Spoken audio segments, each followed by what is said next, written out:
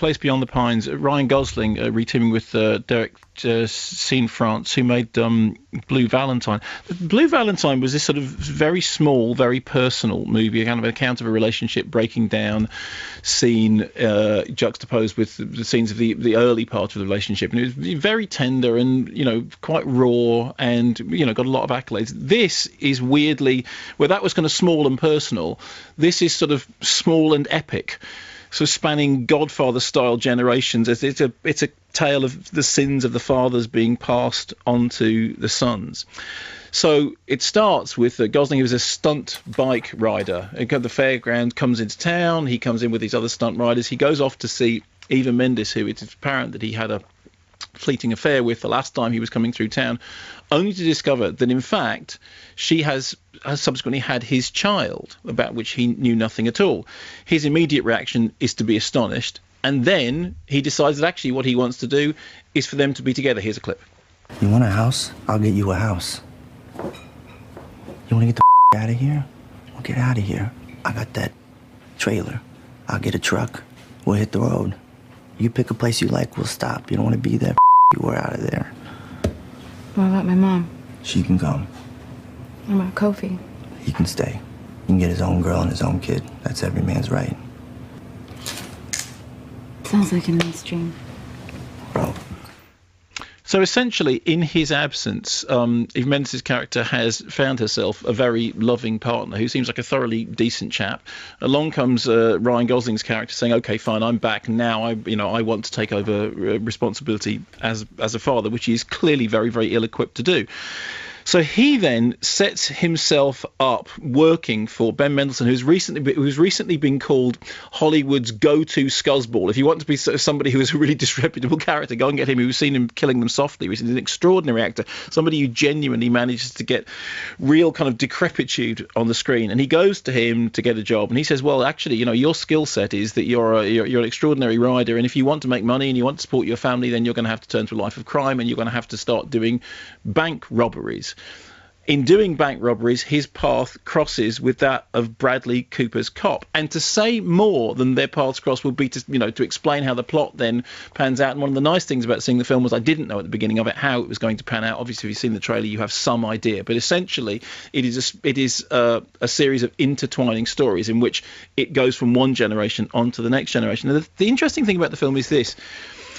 The plot itself has a kind of Greek tragedy element to it, meaning it's kind of mythic in terms of, you know, one generation, the next generation, how something is passed down from one generation to the next generation, how characters' paths cross with no idea of the history of where they all come from, and yet somehow the stars are lining up in order to bring these disparate characters together in a way which, if you were talking about realistic drama, would seem terribly contrived, but if you see it as kind of being mythic and being archetypal, then that's how it falls.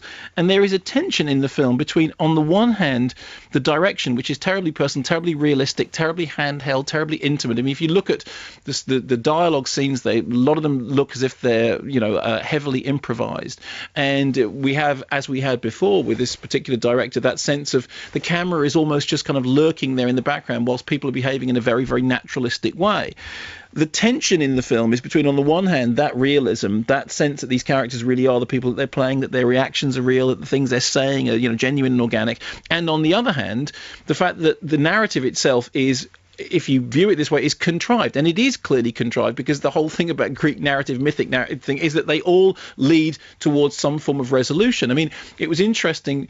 I saw an interview with Ryan Gosling. She was saying that when they were doing the bank robberies, one of the things that the director wanted to do was to do the bank robberies in one whole take. So he would roll up on his motorbike, he would run into the bank, he would rob the bank, he would go back out, and he would run off on his motorbike. And they do it all in something approaching one setup in order to get the feel that it was really happening. And yet, of course, once you put anything within that kind of mythic context, there is a conflict between the two things. For myself, I thought that conflict was never really properly balanced, in as much as the drama and the individual scenes seem to have that lovely naturalistic open-ended quality in which things are unresolved, things are undecided, things are ultimately left open, and yet the overarching thread of the narrative, which obviously nods towards, you know, I mean, if you think about modern myths, you think about the Godfather, you think about the way in which the Godfather, it's the generational curse going down for, you know, generation through generation. As it becomes apparent that that's what we're dealing with, the contrivance between the conflict between that sense of contrivance and the sense of freeform naturalism does become slightly problematic. That said, all the performances are great. He really, really knows how to get great performances out of people. It's one thing to say that Ryan Gosling is good. We kind of expect that. But Bradley Cooper is increasingly becoming the eye-opener. A few years ago, if you'd said to me Bradley Cooper would make a couple of movies in which he is really, really good, I would have been very surprised. But he is terrific in that role. There is a whole sort of Serpico subplot in the latter half of the movie, which for me didn't particularly work. There's a moment in which Ray Liotta comes on and think, oh, okay, fine, now we're in that movie, we're in the Ray Liotta film. But there's, you know, in terms of the performances, there's plenty to enjoy. In terms of the contrivance of the narrative, it only works if you see it as being mythical, as being archetypal. If you see it as being realistic, you will end up thinking that's just too contrived, too close, too neat for its own good.